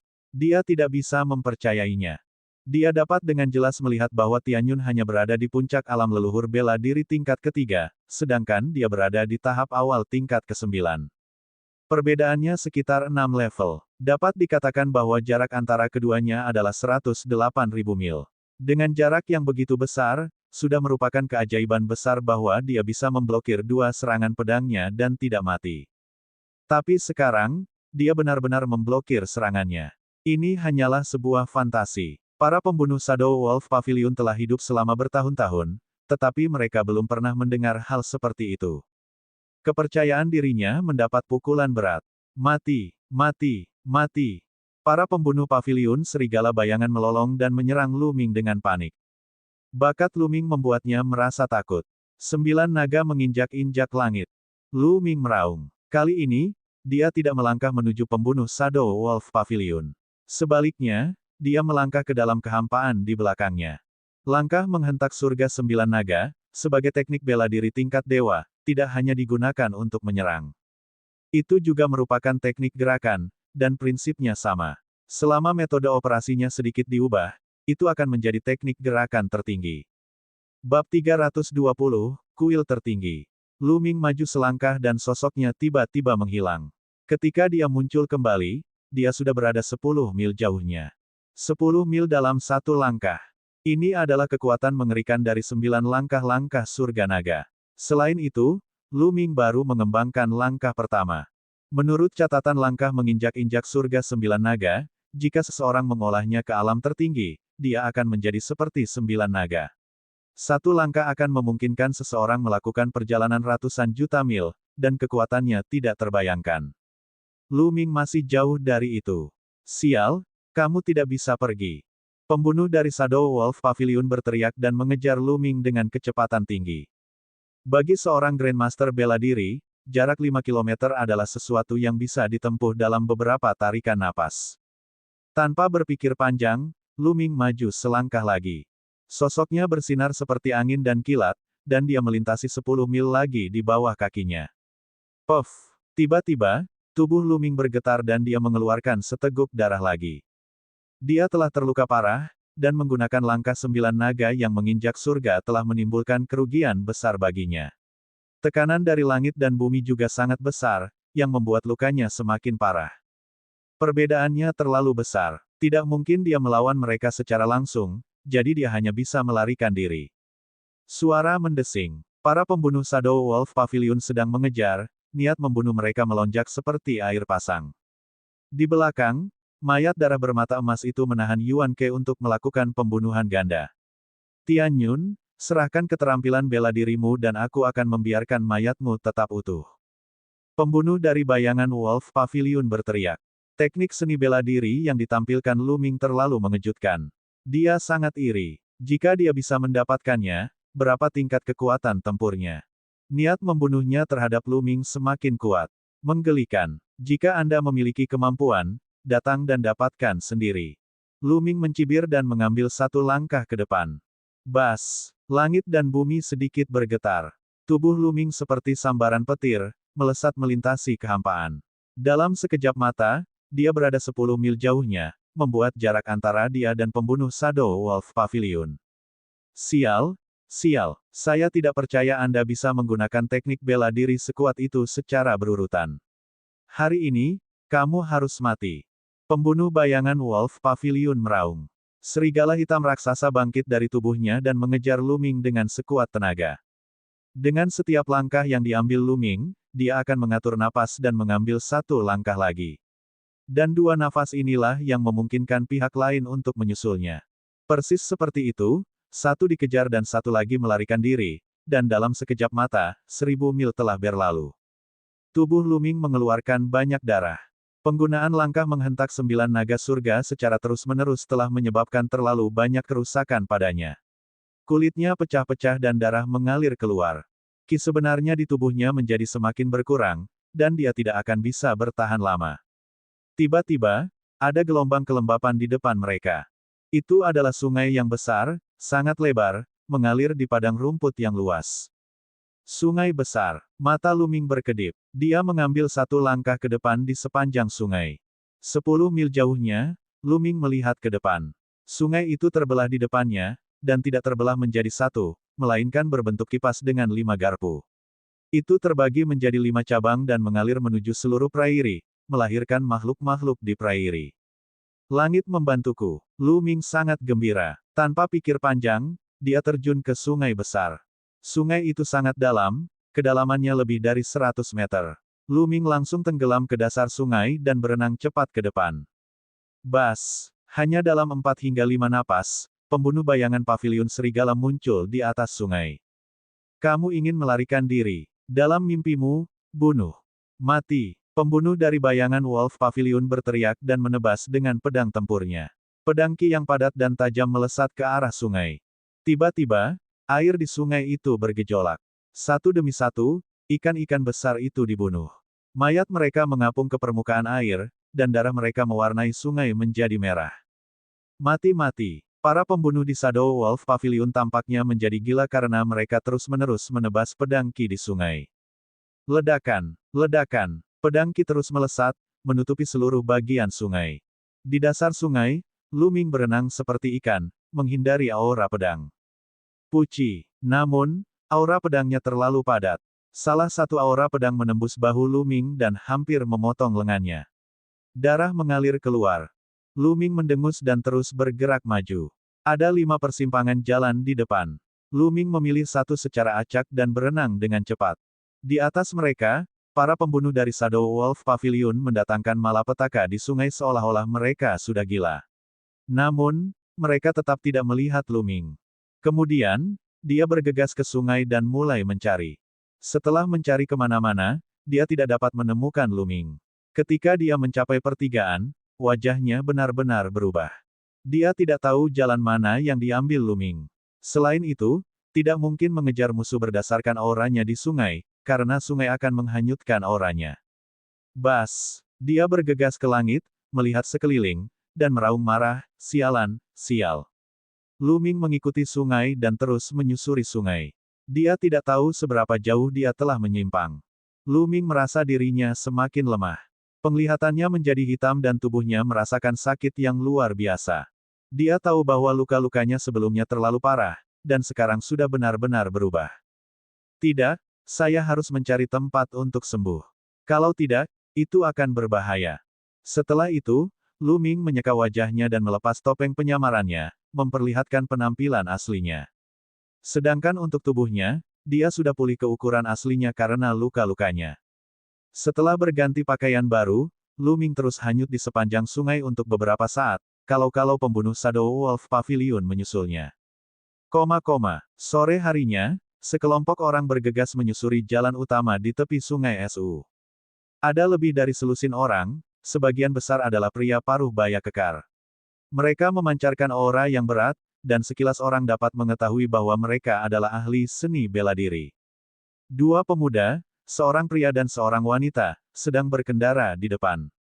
Pria itu tampan, tetapi matanya yang panjang dan sipit membuat orang merasa murung.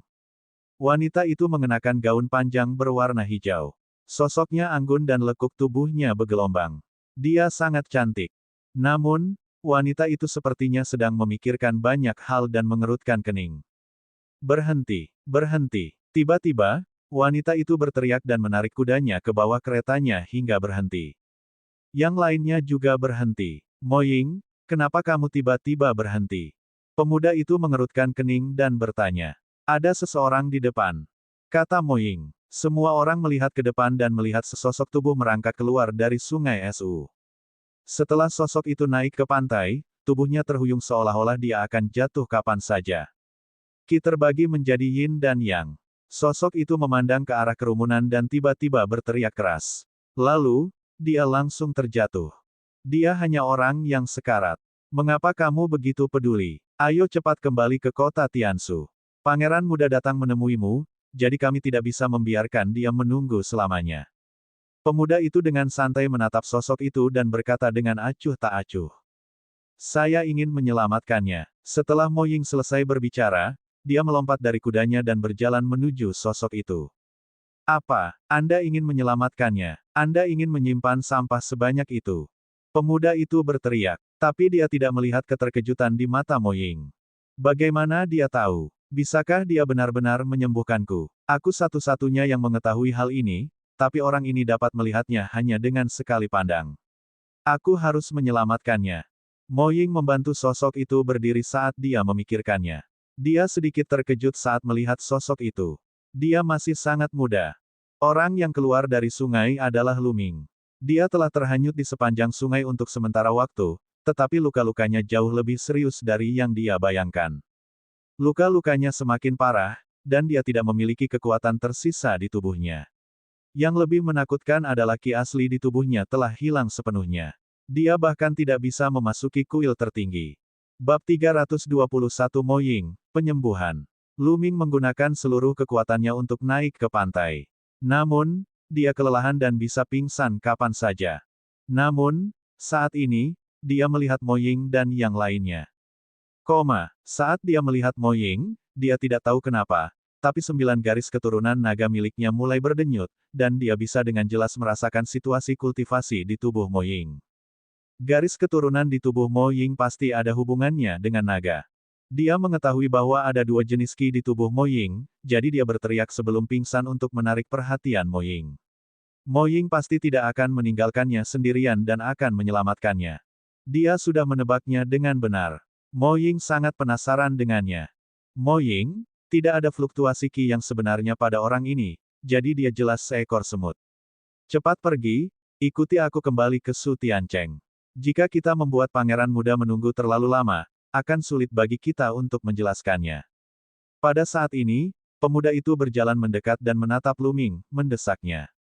Mo Bing, ketidaksenangan melintas di wajah Mo Ying saat dia dengan dingin berteriak, jika kamu terburu-buru untuk kembali ke Su Tiancheng, kembalilah dulu. Selain itu, saya tidak akan kembali ke Su Tiancheng untuk menemui pangeran muda.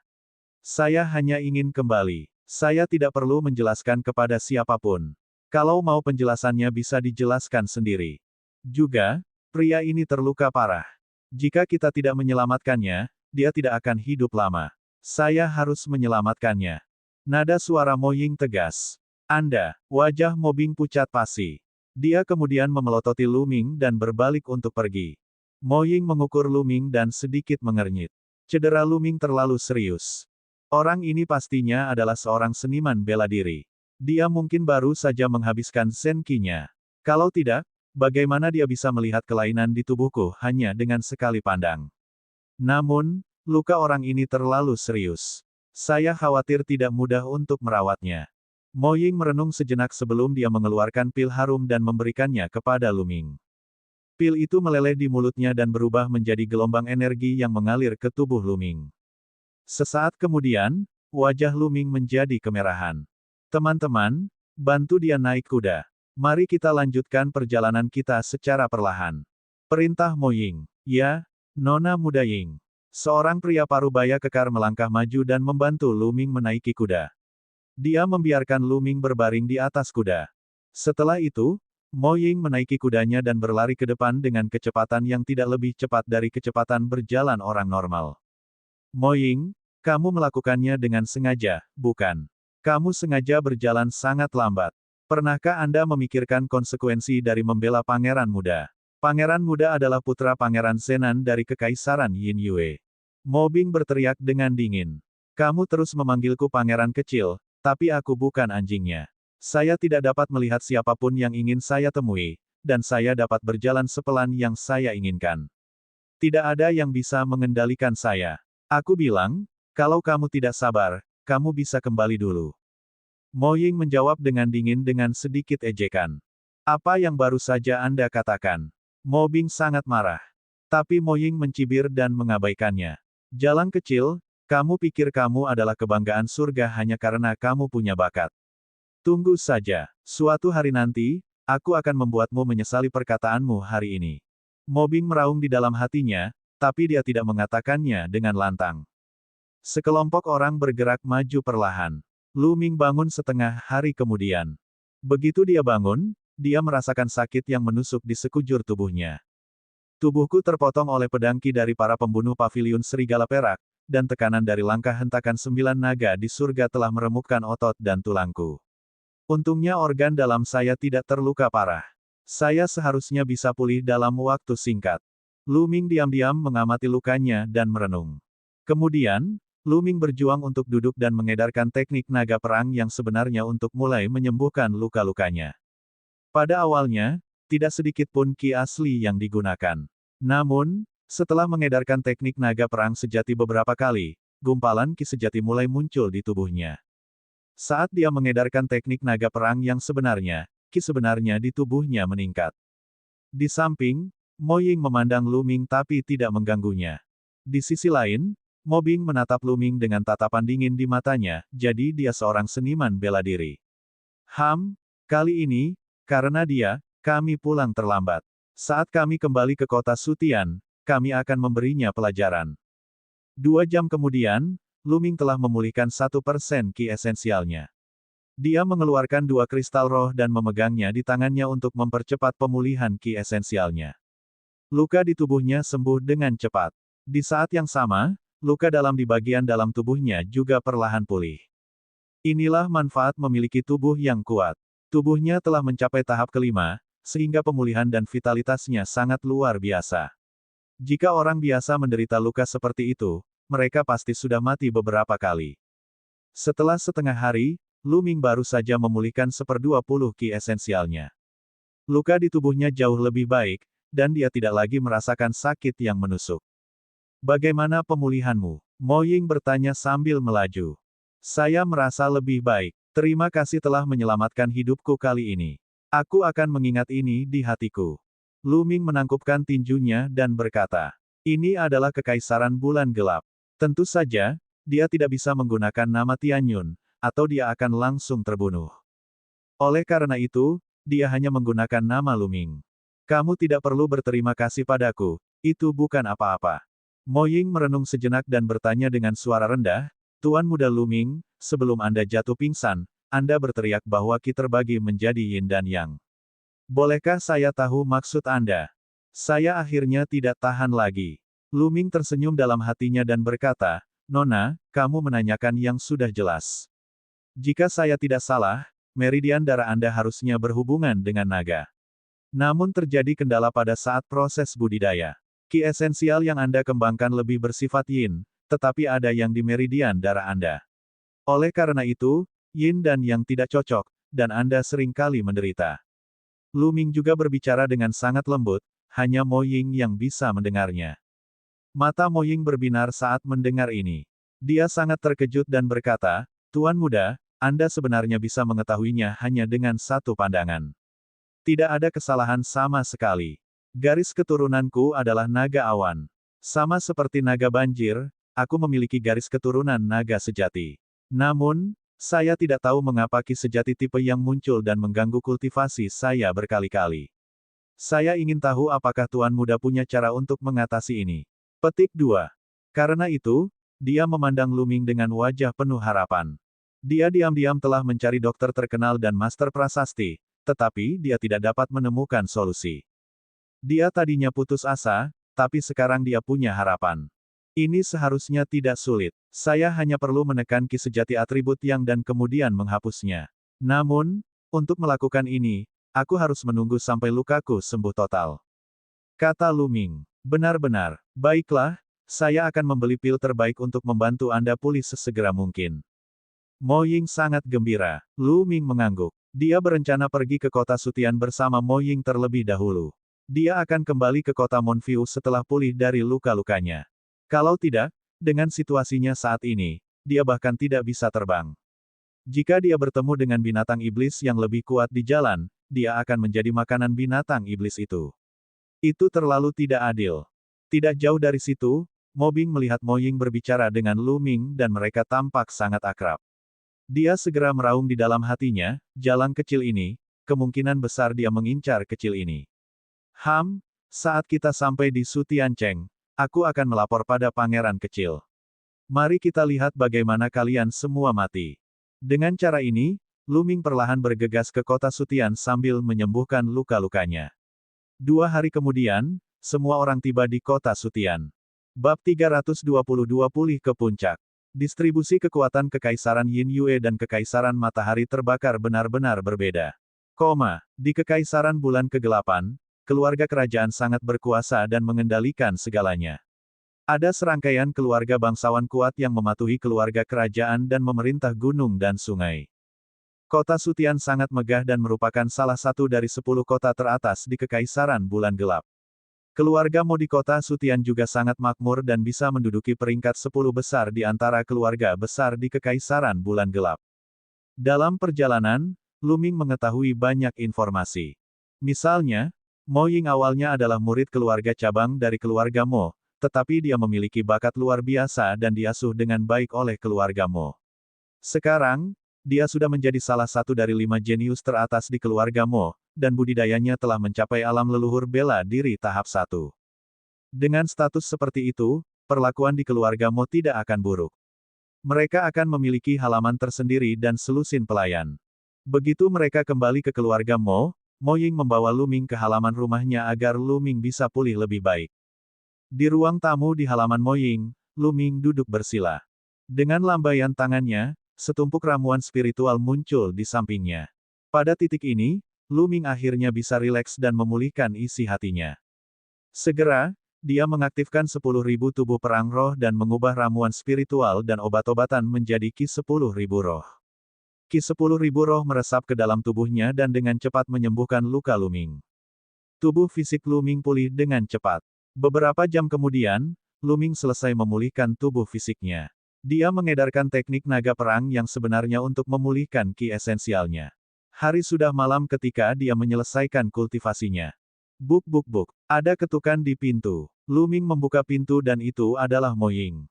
Jelas sekali, Mo Ying baru saja selesai mandi, dan rambutnya masih basah dan menempel di wajahnya.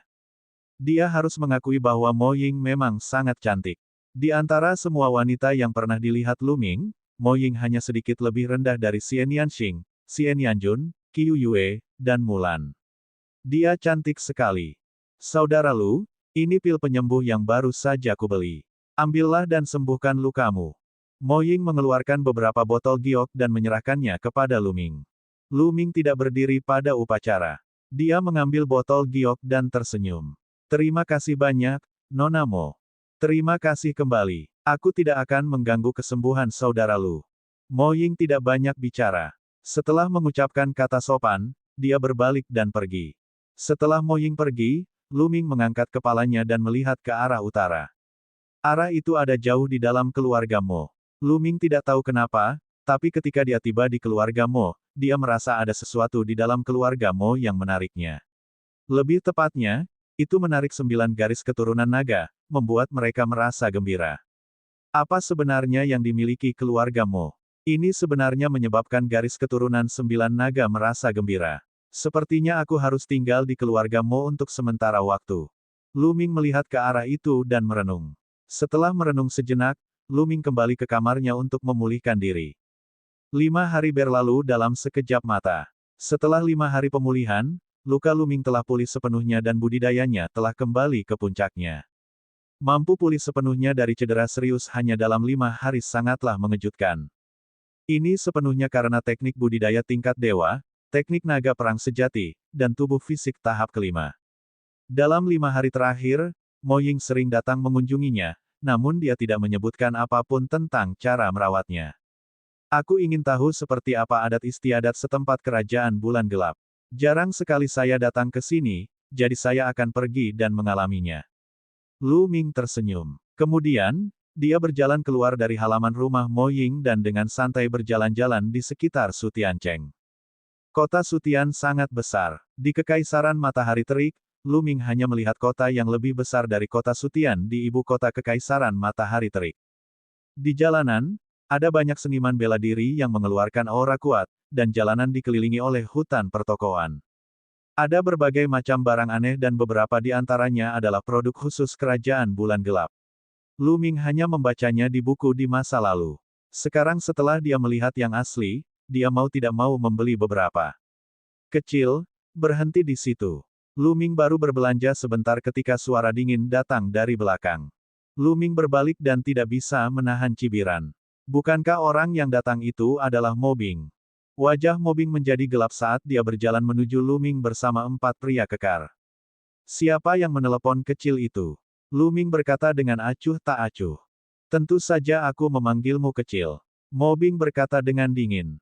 Oh, jadi kecil itu yang meneleponku. Halo, kecil. Lu Ming berkata sambil tersenyum. Kamu menang. Saat itulah Mo Bing bereaksi, dan wajahnya menjadi pucat. Adapun 4 pria kekar di belakangnya, mereka hampir tidak bisa menahan tawa. Namun, tubuh mereka sedikit gemetar, dan terlihat jelas bahwa mereka kesulitan menahannya. Lidahmu tajam. Kamu mau mati. Ekspresi Mo Bing sangat jelek. Dia menatap Lu Ming dengan dingin dan berkata, saya pikir lukamu hampir pulih selama periode waktu ini. Kalau begitu, Kamu harus keluar dari keluarga Mo secepat mungkin. Halaman Moying bukanlah tempat yang bisa Anda tinggali. Semakin lama Anda tinggal, kematian Anda akan semakin menyedihkan. Oh, apakah itu? Saya ingin mencobanya. Lu Ming tersenyum dan tidak peduli. Berat, apakah kamu menyukai gadis Moying itu dan mencoba untuk mendapatkannya? Biar ku beritahu padamu, pangeran muda itu menyukai Moying. Siapapun yang mencoba mendapatkannya berarti melawan pangeran muda, dan hanya kematian yang menunggu mereka. Mo Bing mengancam. Pangeran muda. Dia pikir dia ini siapa? Lu Ming berkata dengan acuh tak acuh. Ekspresi Mo Bing berubah saat dia berteriak, "Bocah, kamu mendekati kematian. Teman-teman, serang. Patahkan kakinya dan usir dia keluar dari Su Tiancheng." Ya, di belakang Mo Bing, keempat pria kekar itu menjawab serempak. Mereka melangkah maju, memancarkan aura yang kuat saat mereka mendekati Lu Ming. Alam Master Bela Diri kelas 9 yang hebat. Keempat pria kekar itu semuanya adalah ahli bela diri kelas 9 yang hebat. Bas, bas. Keempat pria kekar itu menyerang pada saat yang sama, membidik tangan dan kaki Lu Ming. Ini untuk melumpuhkan keempat anggota tubuhnya dalam satu pukulan. Bang, bang, bang, bang. Saat berikutnya, 4 suara tajam terdengar, dan 4 sosok tinggi terbang jauh dan jatuh ke tanah. Masing-masing dari mereka berpegangan tangan dan meratap tanpa henti. Itu adalah 4 pria kekar. Pada saat ini, masing-masing lengan mereka dipelintir menjadi adonan goreng, dipecah menjadi 7 atau 8 bagian. Mo Bing tercengang. Dia mengedipkan matanya keras-keras, mengira dia sedang bermimpi. 4 master bela diri hebat kelas 9 mengalami patah lengan dalam sekejap dan dikirim terbang.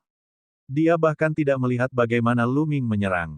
Bagaimana mungkin, pria sekarat yang mereka temui secara acak di pinggir jalan sebenarnya sekuat ini? Mungkinkah dia jenius seni bela diri tingkat Grandmaster? Apakah kamu baru saja mengatakan kamu akan mematahkan kakiku? Lu Ming tersenyum dan berjalan menuju Mo Bing. Ekspresi Mo Bing berubah drastis, dan dia tidak bisa menahan diri untuk mundur sambil berteriak, "Apa yang kamu lakukan? Saya seorang murid elit dari keluarga Mo. Para pelayan ini tidak bisa dibandingkan denganku. Jika kamu berani menyentuhku, aku akan memastikan kamu tidak bisa meninggalkan Su Tiancheng."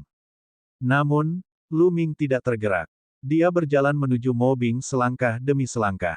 Wajah Mo Bing mulai berkeringat dingin, dan matanya dipenuhi ketakutan. Akhirnya, dia berteriak, berbalik, dan lari. Lu Ming mencibir dengan dingin.